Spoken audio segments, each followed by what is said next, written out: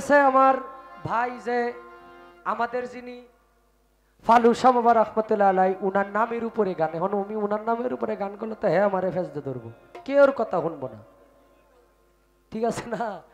মানে আমি আমার জায়গাতে আরেকটা গান করি, এটা বিচ্ছেদের মত ওই, কিন্তু গানটা আমার শরীয়তে।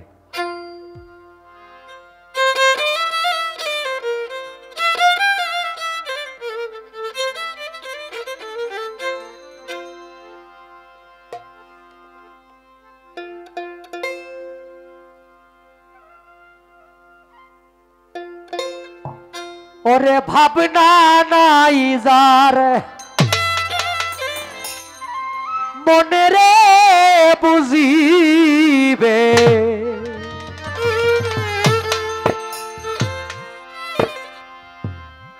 মরিলে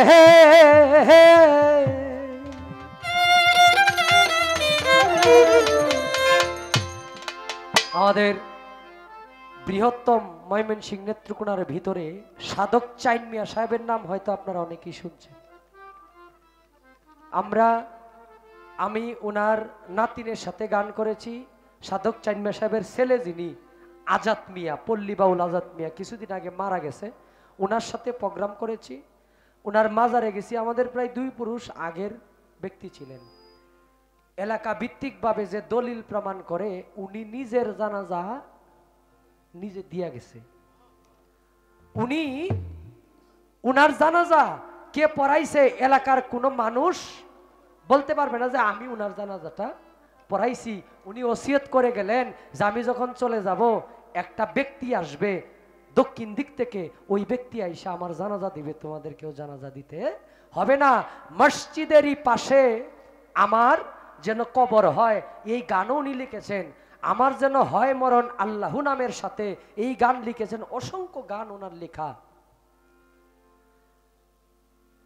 সেই ব্যক্তি যা বলে গেছেন, একটা বিশাল বড় মসজিদ তার একবারে মাজারের সাথে। তো সেই ব্যক্তির গান আমি চেষ্টা করতেছি গাওয়ার জন্য। কবরে শুয়াইবে যেদিন জঙ্গলার ভিতরে রে বুঝিবা, মরিলে ভাবনা নাই মনে রে, চিন্তা নাই মনে রে বুঝিবা, মরিলে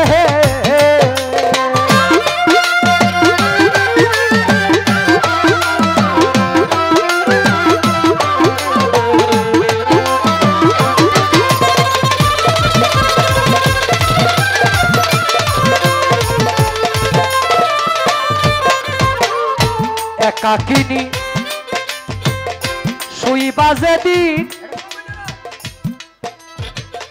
গহীন জঙ্গলে,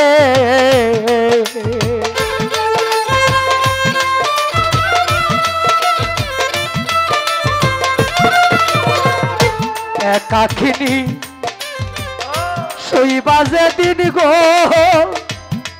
ও মানুষ গহীন জঙ্গলে, ভাই বন্ধু আত্মীয় স্বজন সবাই আসবে ফেলে রে বুঝিবা, মরিলে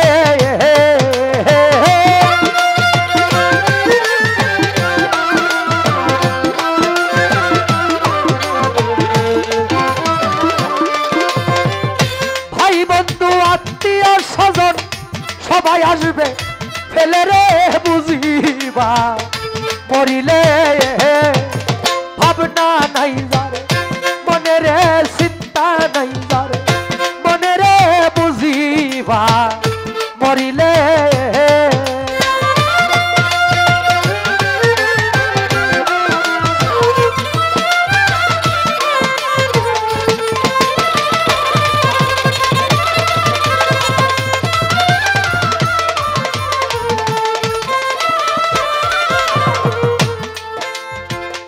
যারে লইয়া রঙ্গরসে গো ও মানুষ এক বিছনাই ঘুমাইলে,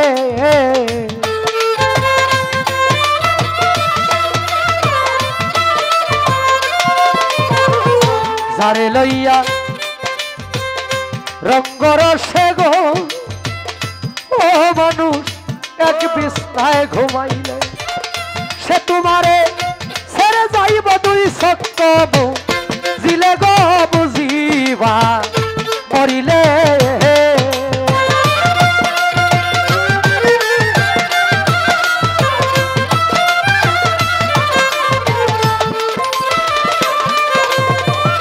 সে তোমারে ছেড়েই যাইব দুই চক্র জিলে গো বুঝিবা মরিলে ভাবনা নাই যার মনে রে চিন্তা নাই যার মনে রে বুঝিবা মরিলে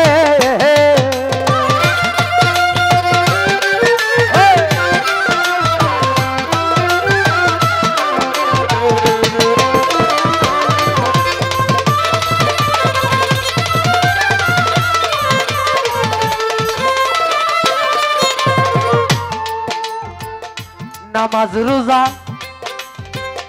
ছেড়ে দিয়া গো ও মানুষ কুপথে মজিলে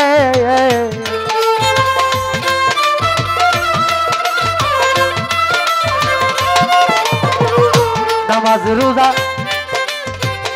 ছেড়ে দিয়া রে হে মানুষ কুপথে মজিলে দুজকে থাক নিয়া দিব পাপের কারণে রে বুঝিবা মরিলে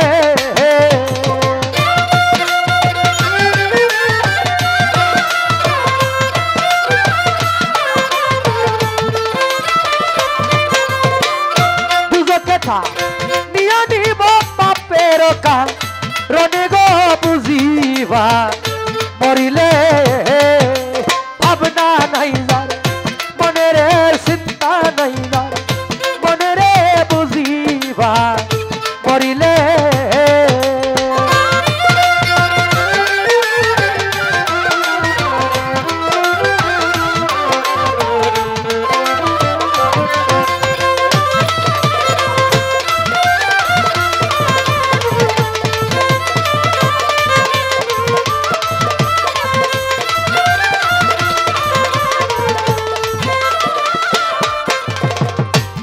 সাধক চানমিয়ায় কয় ঠেক বাজে দি ওরে মানুষ ফুল সেরার মিজানে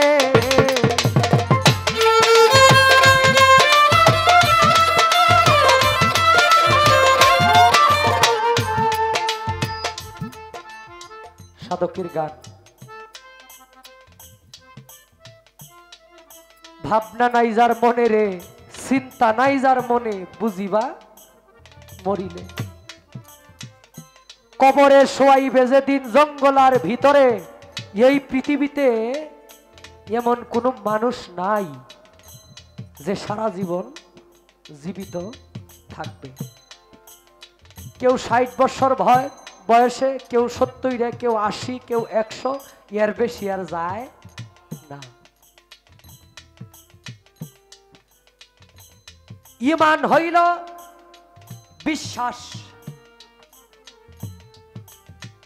আমি বিশ্বাস করি আল্লাহ এক, আল্লাহ লা শরীক। আল্লাহকে কেউ জন্ম দেয় নাই, কারো কাছ থেকে জন্ম নেয় নাই, কাউকে জন্ম দেয় নাই। মুহাম্মদ সাল্লাল্লাহু আলাইহি সাল্লাম আল্লাহর প্রেরিত বান্দা ও রাসূল। আল্লাহর ফেরেশতাগণের প্রতি বিশ্বাস, আল্লাহর পয়গম্বরের প্রতি বিশ্বাস এবং কাল হাসর পুনরায় অনুষ্ঠিত হবে কাল হাসরের প্রতি বিশ্বাস। এটার নাম হইল ঈমান। হাসরের বিচার হবে, কোরআনে আল্লাহ বলছে। তাহলে আপনি আমি যা করি দুনিয়াতে সবার হিসাব পাই পাই করে দিতে হবে। এই পৃথিবীতে আমি যত কোটিপতি হই না কেন, আমার বাড়ি গাড়ি যা কিছু থাকুক না কেন, আমি যখন মরে যাব আমার জন্য এমন একটা জায়গা নির্ধারণ করা হবে যে জায়গার কোনো কাজেই লাগে না। তাহলে সেই দিক লক্ষ্য করে প্রত্যেকটা মানুষকে যে যে রাস্তায় আছি সেই রাস্তা থেকে যেন মালিক সন্তুষ্টির জন্য ইবাদতটা করে যায়। নয়তোবা আল্লাহর রহমত থেকে যদি কোনো ব্যক্তি বিতাড়িত হয়ে যায়, তার জীবনে ইহকাল পরকাল কোনো কালেই তার শান্তি হওয়ার সম্ভাবনা নাই। যখন একজন বান্দা নাফরমানি করতে করতে, আল্লাহর হুকুম অমান্য করতে করতে সে আল্লাহর অবাধ্য হয়ে যায়, আমার আল্লাহ বলে, যা বান্দা যা, আমি তোর উপর থেকে আমার রহমতের চাদর উঠায় নিলাম। আমরা এখানে যারা উপস্থিত হয়েছি, মালিকের দরবারে ফরিয়াদ করব, আল্লাহর রহমতের চাদর থেকে যেন আমাদেরকে বঞ্চিত না করা হয়। তার মতো নিকৃষ্ট মানুষ পৃথিবীতে নাই, যেই ব্যক্তির উপরে আল্লাহর রহমত নাই। আমার আল্লাহ কয়, যা বান্দা, তোকে আমার রহমত থেকে বিতাড়িত করে দিলাম, সময় হইলে পৃথিবী থেকে আবার পুনরায় আমি আল্লাহর কাছে তোকে আসতে হবে। আমি আল্লাহর পৃথিবী ছাইরা কোনো জায়গায় যাওয়ার রাস্তা নাই। আজকে এই কোম্পানিতে আপনার চাকরি চলে গেলে আরেকটা কোম্পানিতে চাকরি পাইবেন, কিন্তু আল্লাহর পৃথিবী ছাইরা কোনো জায়গায় যাওয়ার ব্যবস্থা নাই। অতএব আল্লাহর হুকুম না মানলে আপনার আমার গতিও নাই।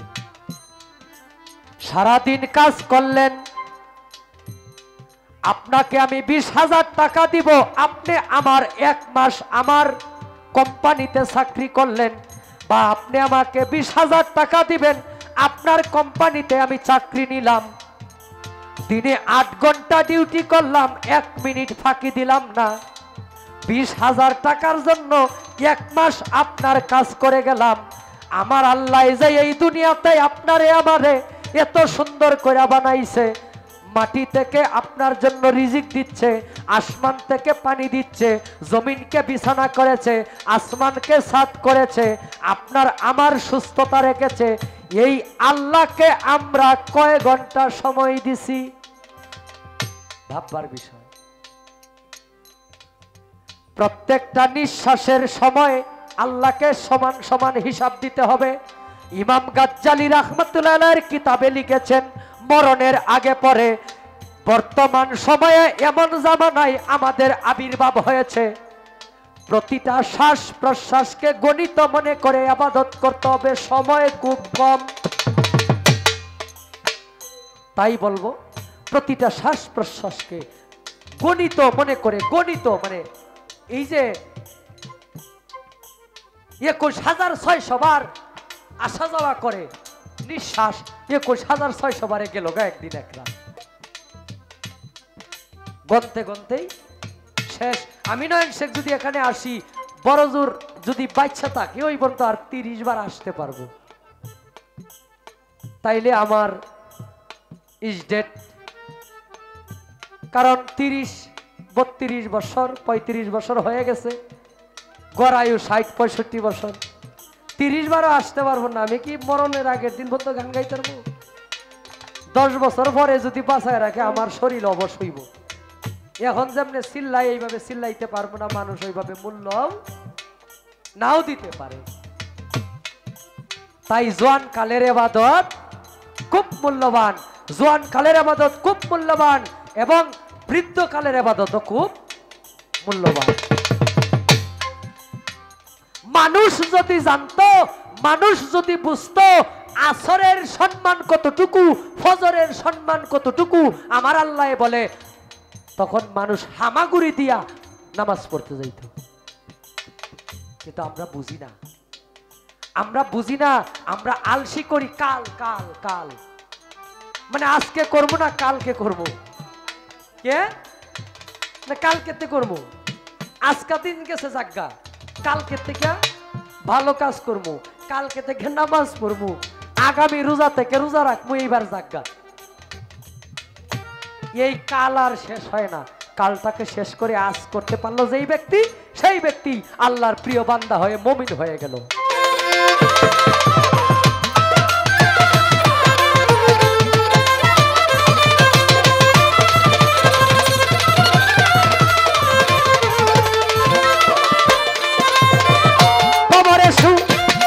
যদি জঙ্গলার ভিতরে রে বুঝিবা মরিলে